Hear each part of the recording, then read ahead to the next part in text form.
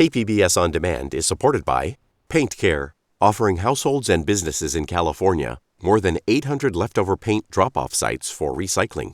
Quantities of 100-plus gallons of paint may qualify for a large volume pickup. Learn more at paintcare.org.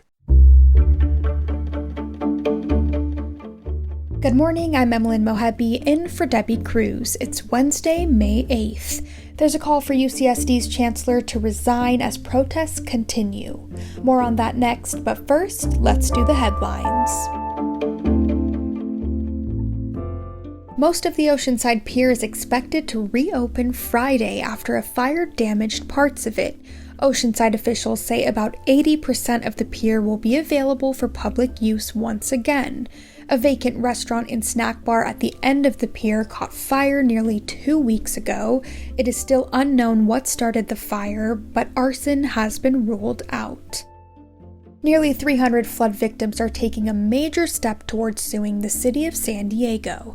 A local lawyer filed paperwork for the lawsuit yesterday.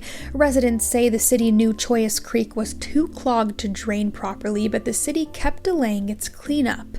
They say the cycle continued as the problem became more and more expensive to fix, resulting in January's disastrous flood.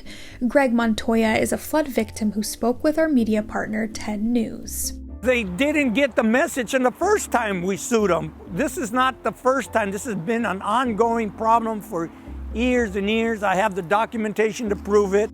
The residents plan to ask for $100 million in damages from the city. One of San Diego's best-known philanthropists has died. Joan Jacobs died Monday of heart failure at the age of 91. She and her husband gave away much of their fortune to many San Diego organizations, including KPBS. Her husband, Irwin, was the founder of Qualcomm. The Salk Institute's former chief scientist, Martin Hetzer, called their donation to Salk transformative. 50 years from now, people will look back at this moment and recognize this as a significant moment in our history. This is a long-lasting legacy, and we are eternally grateful. Salk received a pledge of $100 million from the Jacobs. From KPBS, you're listening to San Diego News Now. Stay with me for more of the local news you need. KPBS On Demand is supported by Fleet Science Center's newest exhibit, Survival of the Slowest. See firsthand how nature's smallest, slowest, and weakest creatures can not only survive, but thrive in the wild. Open May 24th through September 1st. Learn more at fleetscience.org.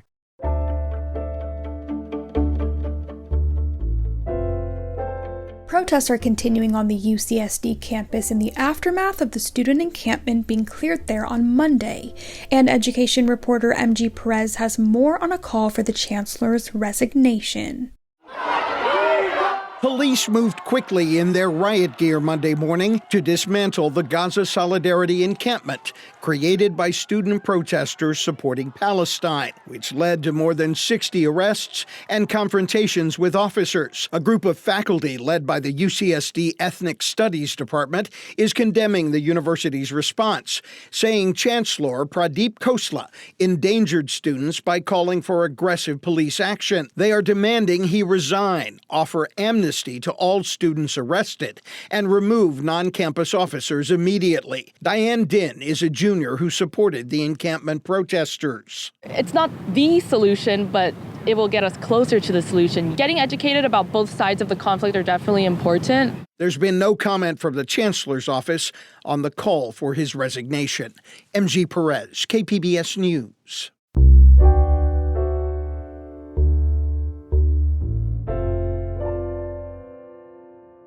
The U.S. Department of Education announced a multi-million-dollar grant program this week to help students apply for federal financial aid.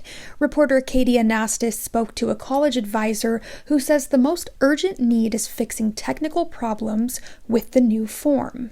The FAFSA underwent major changes last year to make it easier to fill out and expand access to Pell Grants that don't need to be repaid. But the launch of the new form was plagued with problems and delays. It opened months later than usual, pushing back the college admissions process for schools and students. The new funding is meant to support school districts and nonprofits working with students to fill out the form.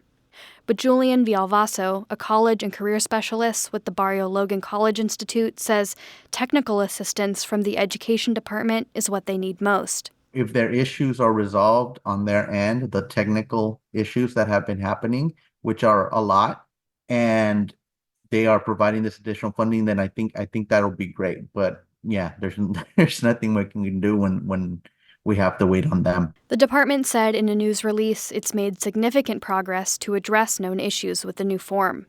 The University of California and California State University systems extended their decision deadlines from May 1st to May 15th because of problems with the FAFSA.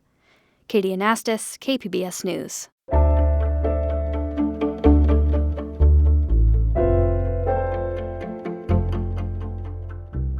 The San Diego Symphony just announced its fall season program, which will be performed in its newly renovated hall. That hall was supposed to be open last year.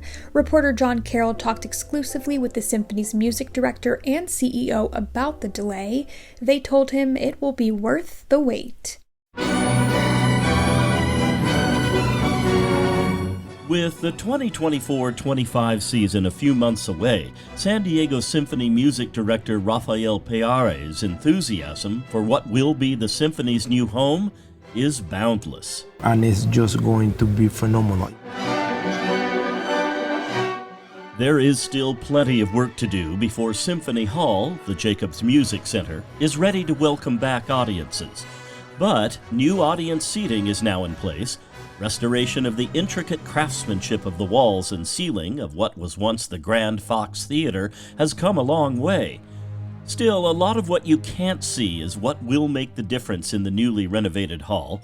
Over the years of this restoration, Symphony CEO Martha Gilmer has become intimately familiar with all of it. The latest technology for sound, lighting, acoustics, the grid room at the top where all this incredible mechanical engineering takes place, so that you can effortlessly see sound panels float above the stage, or sophisticated lighting fixtures.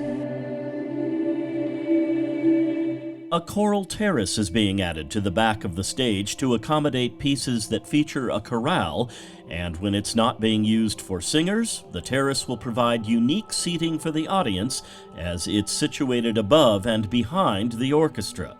Several rows of seating at the back of the theater have been removed, a change that Peare loves. It's still a big hall, but now somehow everything feels more connected. Now we're part of this wonderful thing that we could have synergy in between when we're actually doing music, which is very important for us when we're going to be on stage. The hall is flexible.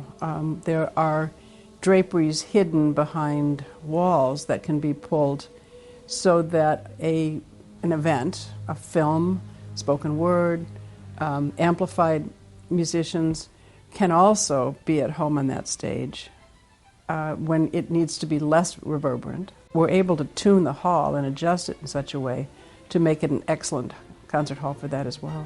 So why the delay? Why is the newly renovated hall opening nearly a year after its first announced opening date? It's worth remembering that what is now the high-rise called Symphony Towers is built above and around the 93-year-old Fox Theater. When you take on an extensive renovation of a nearly 100-year-old building, there are going to be unexpected challenges. Renovation of an old building is always more challenging than building a new building, because you have to deal with the surprises and the design that reveals itself from the original building along the way.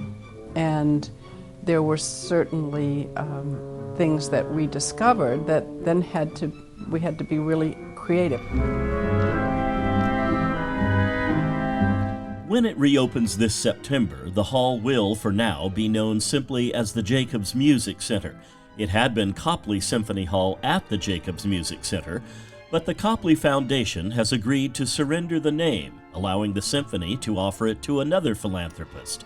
And while the symphony enjoys broad support from the public, it is major philanthropy that makes the big things possible, something that neither Rafael Peare or Martha Gilmer take for granted. It is always inspiring to me to see the passion that they have and the commitment, knowing that they've been fortunate and wanting to share that fortune. We have our wonderful, wonderful benefactors that they have been giving us the opportunity to have wings and fly, and not to kind of have any kind of limits, but actually it just leave us to dream and try to achieve higher and higher artistic standard, which is phenomenal.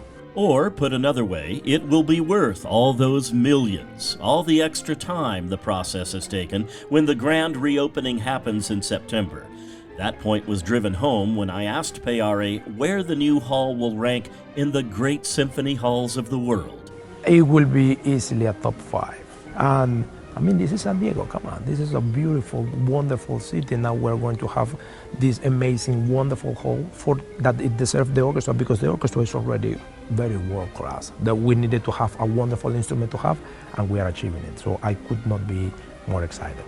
Combined with the symphony's spectacular outdoor venue, the Rady Shell, there are and will be endless reasons for San Diegans to be excited and proud for generations to come. John Carroll, KPBS News. We want to note that the San Diego Symphony and the Jacobs family are supporters of KPBS. With Mother's Day in the U.S. and Mexico just around the corner, reporter Melissa May tells us how a San Isidro nonprofit is showing its appreciation for mothers in the community. At Our Lady of Mount Carmel in San Isidro, hundreds of community members gather for the monthly Hearts and Hands Working Together food distribution. Volunteer Consuelo Delgadillo says she wanted to do something for the moms. I made this little present. I feel so grateful to see the people happy when they take just a little something. Delgadillo handmade over 400 unique Mother's Day gifts, from picture frames, earrings, and flower bouquets, all marked with a special Mother's Day message. 8-year-old Camila Jimenez Garcia was happy her mom received a gift. Porque ella me dio la vida. She says, because she gave me life. Melissa May, KPBS News. Well, that's it for the podcast today. As always, you can find more San Diego news online at kpbs.org. Join us again tomorrow for the day's top stories. I'm Emmeline Mohebi. Thanks for listening. I hope you have a great Wednesday.